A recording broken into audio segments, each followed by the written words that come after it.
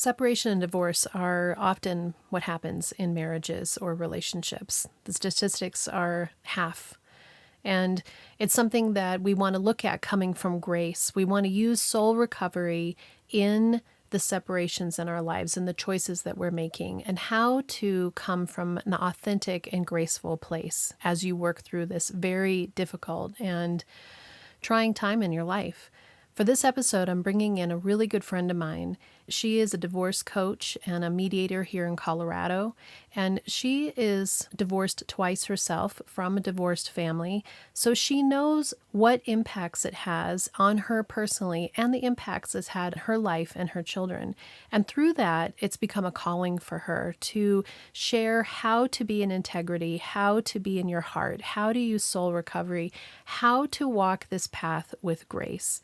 So I know that you're going to get a lot out of this episode, whether you're currently in that situation or you have friends in that situation. We all know somebody who's gone through this in their life.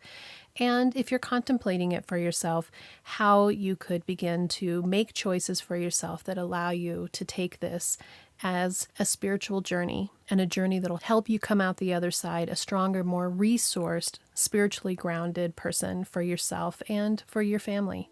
Enjoy the episode.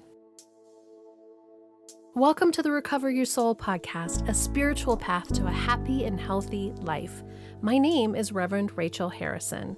I started Recover Your Soul after having profound changes in my life from my recovery of alcoholism, codependency, and control addiction. I was guided to share the tools and principles of spirituality and soul recovery to help others transform their lives as mine was transformed.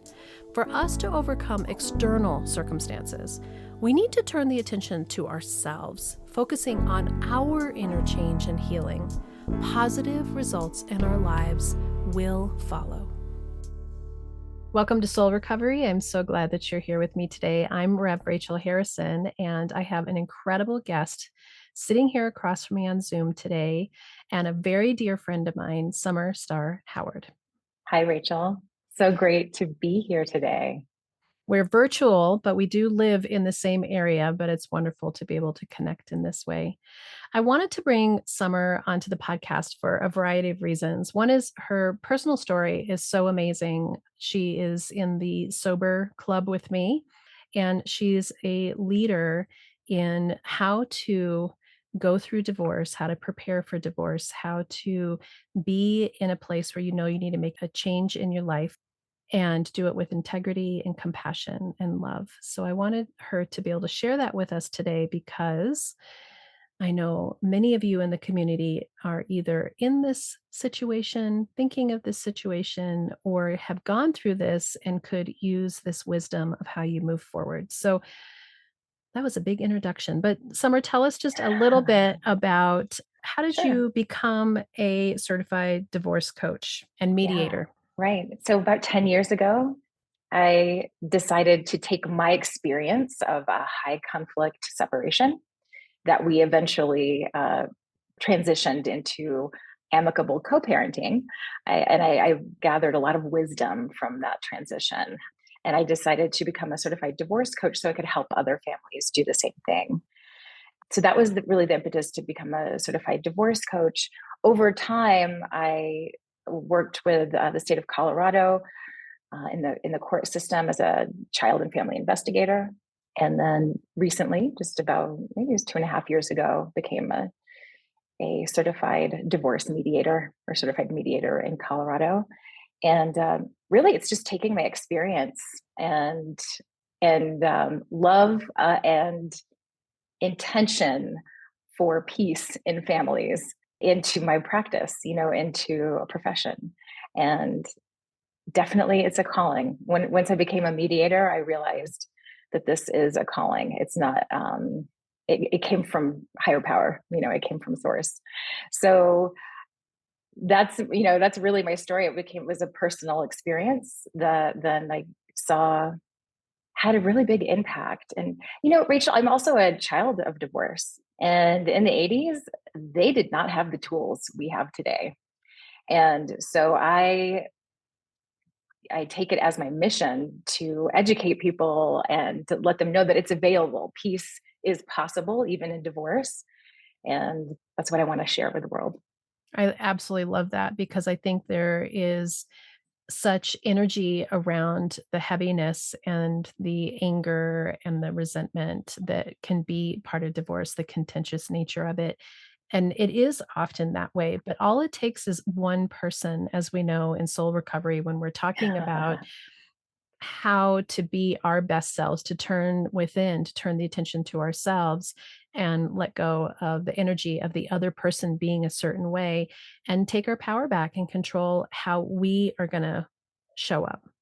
Absolutely. And this is it. My theory on this, and you probably know many people who have divorced, so you can kind of see that this is true. Change will happen. Mhm. This is a portal for transformation. Whether you like it or not, it's going to happen. And so the seat of power really is with you to guide this transformation where you want it to go. And as we were talking before you started recording, the thing that I impress upon my coaching clients and in my newsletter is start with the vision. You have to have a vision of your future. Otherwise, you do fall into that trap, Rachel, of what does the other person want, in the divorce settlement? How does the other person want to treat me? And then I'm always in reactive mode. And this is a moment in time where you have to change your story. And if you're in soul recovery, I know the people in your group are actively pursuing that. What's in my control and what are the things that I'm surrendering out? I think that's so powerful. What was it for you, since you've been through divorce, that if we have somebody who's thinking about it, who's looking at it, part of that envisioning your life going forward, I think, isn't Hmm. necessarily having details of what it exactly is, but it's about how you want to feel, how you want to show up in yourself. So, what was it Yeah. in you that opened your eyes and said, this needs to change for me? This is important for me to stand up for myself and choose a different path, Yeah. even with baby girls. Yes, exactly. Okay. Well, Spirit gave me two times to go through this. So I'm a veritable expert in this transition. My first divorce was in 2009, and my second one was in 2020. And the first time, it was really escaping a situation that was toxic. It was a toxic relationship. And this is not to blame my ex-spouse, my oldest dad. This is not to place blame, but it's just my perspective of the situation was that I absolutely had to leave because I was becoming and internalizing the situation so much that I was becoming so depressed I couldn't function Mm, for my daughter, who was only one at the time. And we had had a 12-year relationship. So this was not overnight. This was not like a fly by the seat of your pants decision. This was I took it very seriously. And what I knew was that I needed a break. mm. It's just a separation in my mind. It was like, I just need to unwind from this for a minute. And then things escalated because it's hard to hear that from a partner, and I didn't have control over how he reacted to that. Mhm, mhm. So I did what I thought was best. It ended in divorce.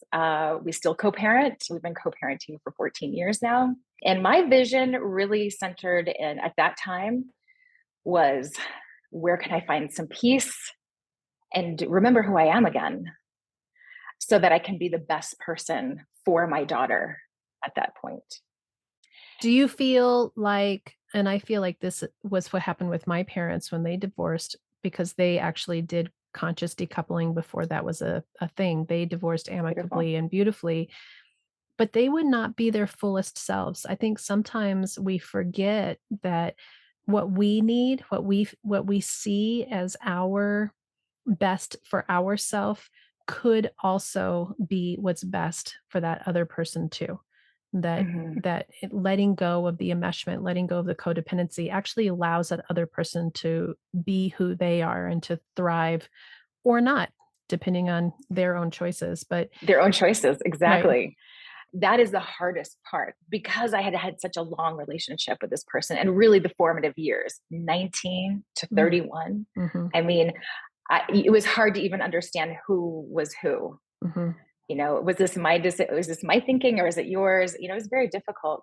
So detaching from what is he going to think about this? It was very, very hard. That's why in the beginning, it was just a separation for me Mhm. in my mind, because there was no way I could leap to separating and like divorcing this person. I actually recall getting rear-ended in the couple months after. I know our divorce wasn't final. We were separated and we were moving towards divorce. And somebody rear-ended me, and I cried because the only person I knew to call was him. I Mm. didn't have any resources. I had isolated myself from everyone. I did act as if he were my higher power. Mhm. That was my Interesting. work to do. Mhm. That was my work to do, you know? Yeah. And so transitioning into all like detaching from that and then getting confidence on myself and then, finding love, etc. That's a journey. That was definitely a journey. But I needed to remove myself from that situation so that I could be healthy. And this was before I became sober and before I had the tools of recovery, Mhm. which made my second divorce much easier to navigate through. The first time, the things that I came to, I was doing a lot of yoga. So that was a lot of centering into self and understanding that there's a bigger picture. And we ended up, my oldest daughter's dad and I ended up remarrying and really, with wonderful partners. And I just remember so vividly saying like, really saying like, I'm not the one that can meet your needs. I know there's a person out there, Mm. but I'm just going Mhm. to let myself off the hook here Mhm. and know that we can do co-parenting really well. And so we really just started, that shift, like I say, is the most important thing. You can't skip it when you have a child together, is you are transitioning your relationship from spouses to co-parents. Mhm. And so we put that first, even though we don't agree and on everything, and we continue to not agree on everything, So it's not always rainbows and puppies over here, but for the most part, we absolutely do know. I know this to be true. We know that it's our own internal work. Whenever something comes up, it's like, ooh, I haven't dealt with this. I still might have some things there. I But love that you're reminding us to turn the tension within, which is what is the foundational piece of having your strength and having your power. yes, And then in yes. in working in mediation with people, having that place where you're holding intention for them to Mhm. be their fullest, wholest selves and to come from kindness really feels like it would be a powerful space to hold for people who are in so much pain. I feel it's sacred work, honestly, and not everyone wants to hear that, but that is where I'm coming Mhm. from. Because holding the space for peace, even though I know that we're not going to agree on everything. These people will not agree on everything, but can we agree on as much as we can? Mhm. And it's really that intention. I just had a conversation online with some people on social media about this too, where the way that we do this divorce, because our children are looking up to us, we're growing up, you don't know that as a kid, you're seeing your parents grow up before your very eyes. You think that Right, they have it right. all dialed in and they do Exactly. not, you know? And I just love that perspective. And I kind of riffed on that and saying, like, especially in divorce and co parenting, especially our kids are taking notes. They're going to take our strategies and put them into their most stressful Mm. situations. And this is important work for us to do. So I do believe in hiring and assembling. Really, not everything needs to be hired, but assembling the people, the team that's going to help you elevate to your best self, your highest self, while you're doing this, because it is one of the most stressful, challenging periods of life. If you're ready for soul recovery, as a spiritual coach, I can support your healing to help make real changes that will bring you a life of peace, happiness, connection, and abundance. You can also work in smaller groups by taking a deep dive in a Zoom workshop or with me in person at a retreat or an event. Join others on the soul recovery path once a month for the free Zoom support group or daily on the private Facebook page. Visit the website recoveryoursoul.net to book coaching sessions with me or find all the information you need about soul recovery, dates that are coming up, and how to register for those groups and workshops. To support the podcast and the community, check the links in the show notes to make a small monthly donation or a one-time donation of your choice that will make a huge impact to support this community and the soul recovery mission. Together, we can do the work that will recover your soul. I absolutely love you bringing that modeling for your children in, because we are constantly modeling for our children. And yes, we are growing up in their eyes too, and so as our parents were growing up under our eyes. And if we can come from this place of soul recovery and intentionality and kindness and love and compassion in every aspect of our lives, in every relationship, even the ones that we want to be contentious, even the ones that we want to lay blame, in soul recovery, we're letting go of blame and we're just looking at it from a more compassionate perspective. So when you're working with people, you do a couple different things, but one is the mediation and the other is actually as a coach. That's So right. tell us about what that is. I mean, here I am, a spiritual coach, and Mhm. that has its energy around it. But if you're going to walk into this arena, into this Yeah. new transformational place of your life, what does this look like to coach? Well, to coach, it's really holding all of it. It's holding this is why it's so cool to me, because it has a lot of tactical, practical elements to it, a lot of project management stuff that you and I both know that I love and have a career in, plus the energy and emotional piece. Mhm. So coaching through divorce really is all of that to me. And the structure I use to move people through it is kind of follows this acronym of IC. And I is really the intention, where we set that intention and vision for your life. And just like you were talking about earlier, this is not, you don't have to get into details right now. The details will come as it unfolds. But really, it's a what does what do I feel in my body? Mhm. What would I like to feel in my body? Who would I like to have surround me? Not necessarily people, but how do they treat me? What am I hearing? What do I do in my spare time? These kinds of things that you kind of sink into a new reality for yourself, because then you can weave it into your everyday moving forward in little Mhm. ways. It's not all of a sudden overnight. And yet sometimes it is all of a sudden overnight Mm. Mhm. that things change. So we begin with that intention and that set that vision. Then you can apply strategy. So the C part begins with the S is strategy. And that is, who am I going to hire for my divorce team? How am I going to do this? Do I need to go? Do we want to go to court? Do we want to take this all the way to the judge?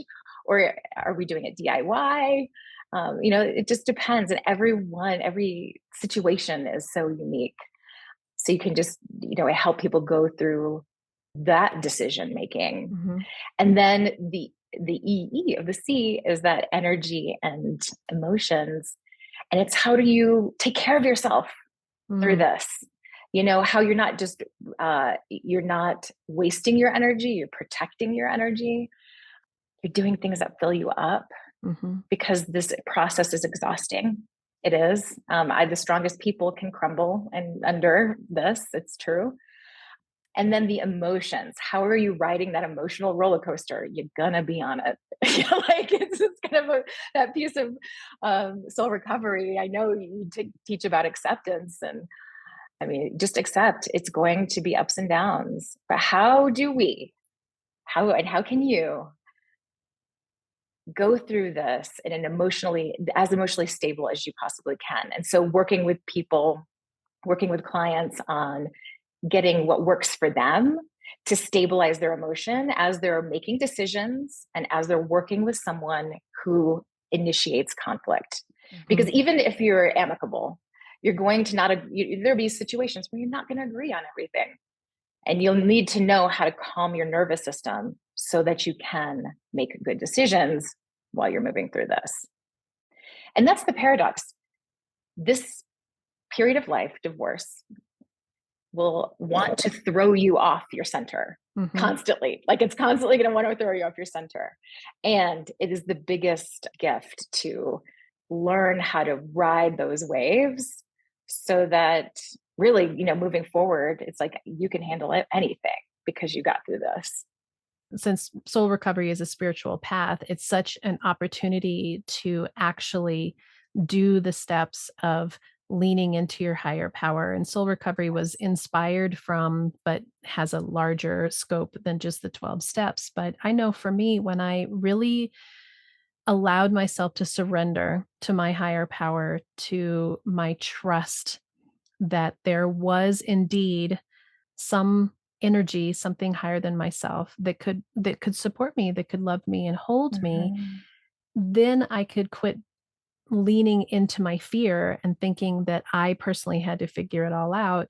And going through a separation, whether you're married or not, but a major relationship change hits every single one of our buttons of our values and if we're worthy and can I make this decision?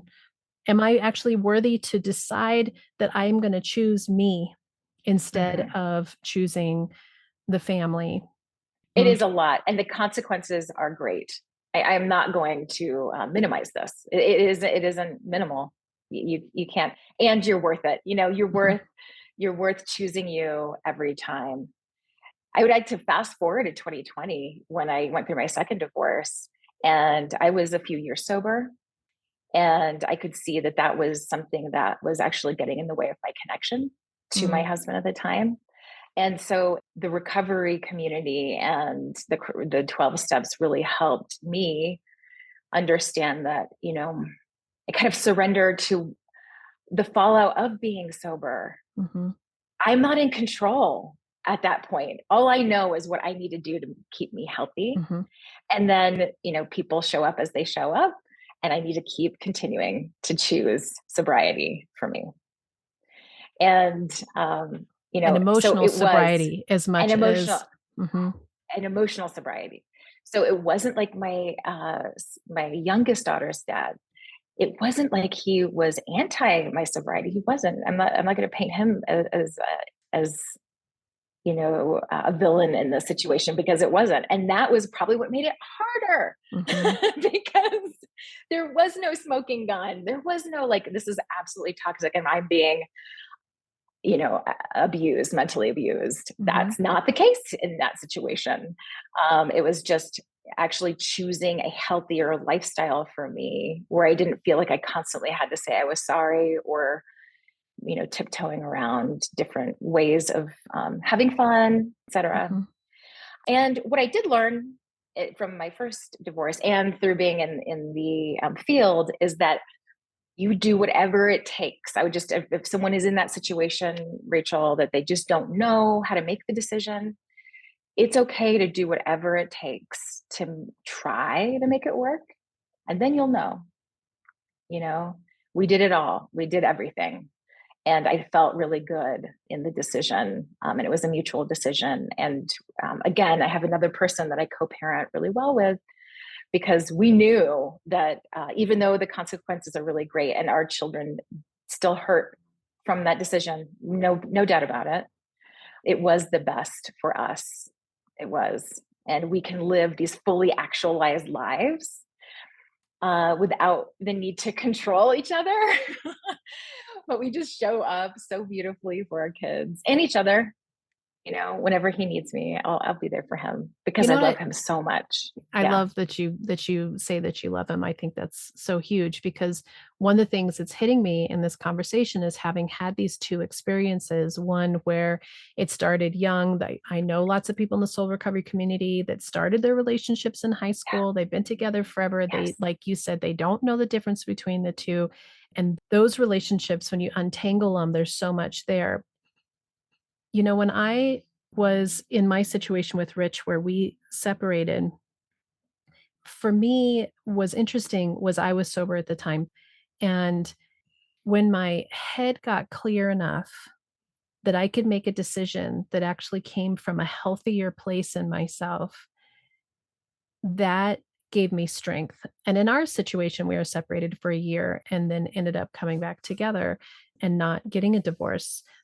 But in your situation, to choose yourself, not in a toxic relationship, not, where the walls are falling down, but where you know that something else is waiting for you, I think is an incredibly profound choice.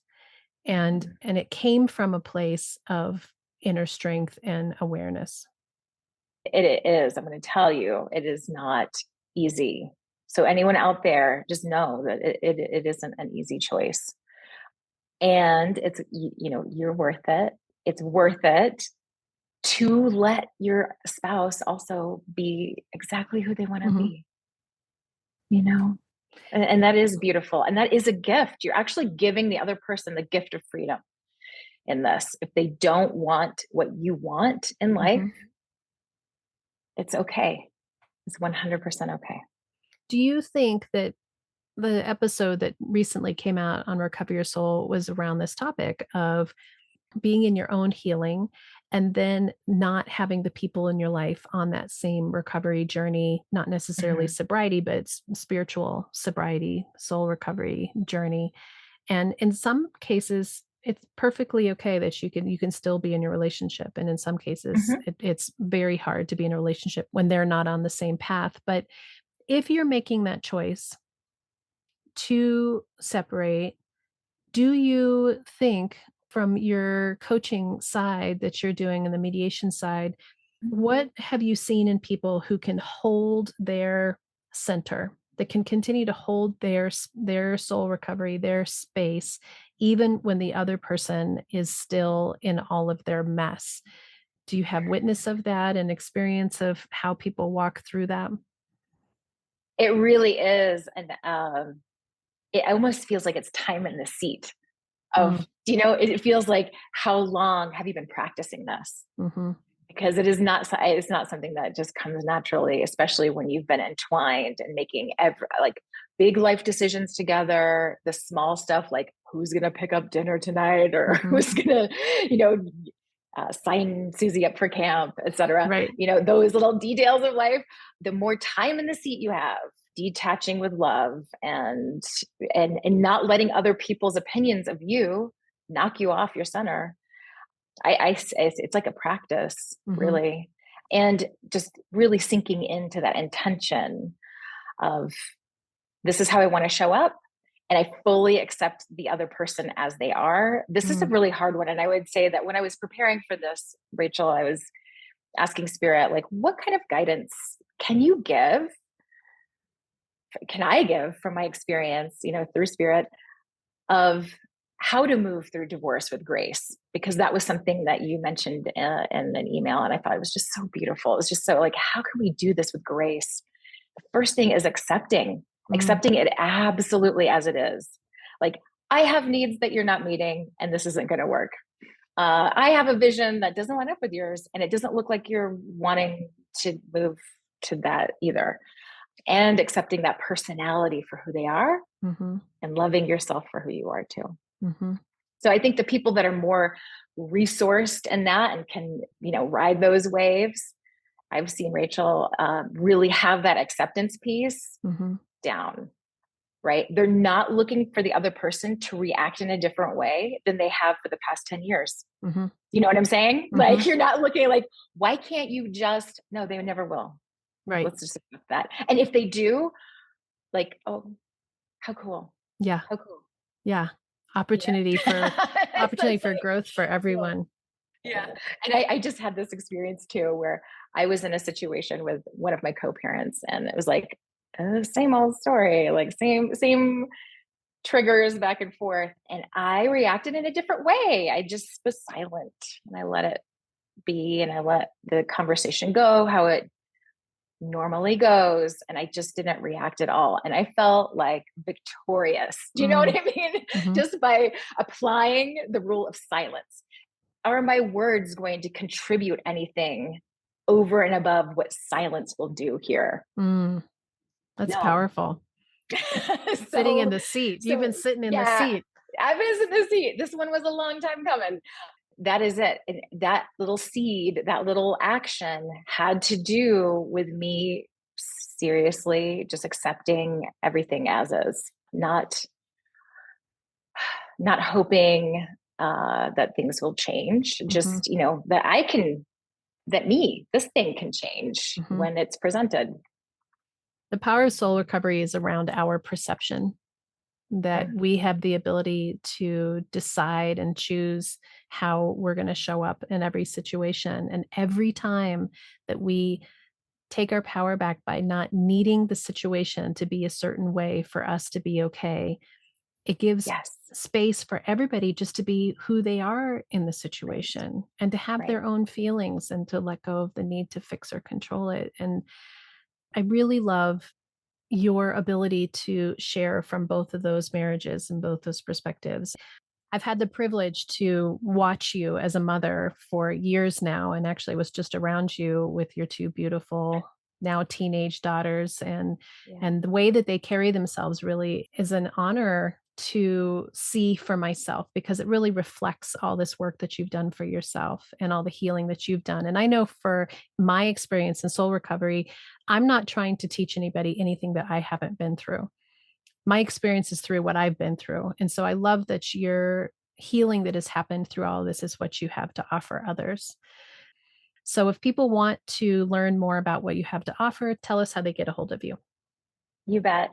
So we talked a lot today about the coaching aspect of just getting through the divorce. And so my coaching really is housed in Divorce Alchemy, divorcealchemy.com.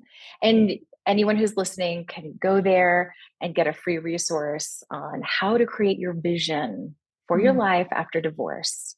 So I'd invite anyone to start there, just like everyone else. I was telling you earlier, that's the required work. Begin with your vision. mhm. And then for anyone else in Colorado that is exploring using mediation to complete their divorce process or to create a parenting plan, I'm available at boulderdivorcemediation.com. Fabulous. I have so enjoyed our time together. I thank you for sharing your experience, strength, and hope, and healing and wisdom in Mm, this arena, because divorce is more than half of all the couples. So it's pretty yeah. prevalent. But mostly, I've just been honored to be your friend and to walk this path of sobriety together. Thank you so much for sharing yourself today. Oh, it's been my absolute pleasure. You're a light in this world. Thank you for letting me hitch on your light beam here, Rachel.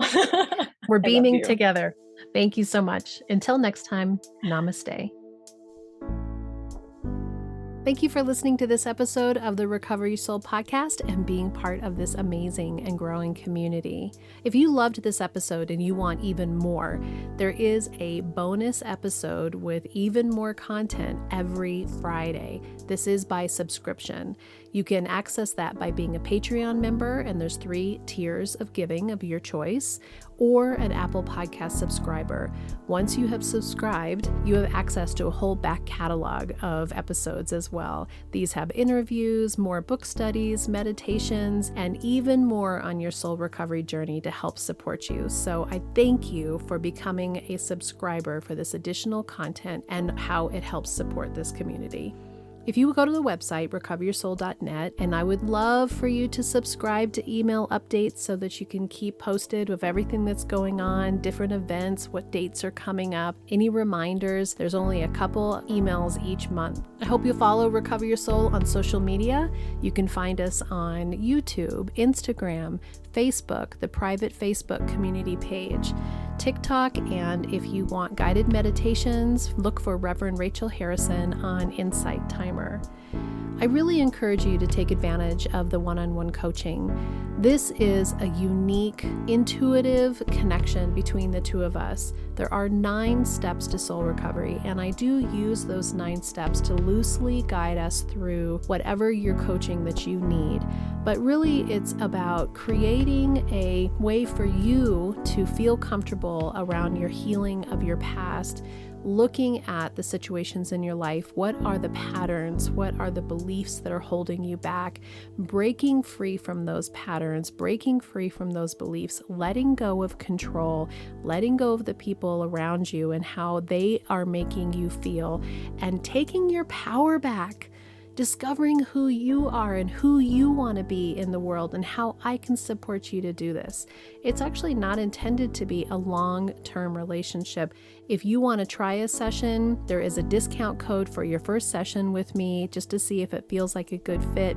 I really try to keep the prices as reasonable as I can. This isn't about trying to charge what coaches do charge. This is about me being able to make a living to support you on your path. I am here to support you on your soul recovery journey. And also, you're sharing this podcast with your friends, putting 5 stars, leaving reviews, really sharing this with others is growing the community. Thank you for being part of this community. Thank you for supporting Recover Your Soul. And I know that together we can do the work that will recover your soul.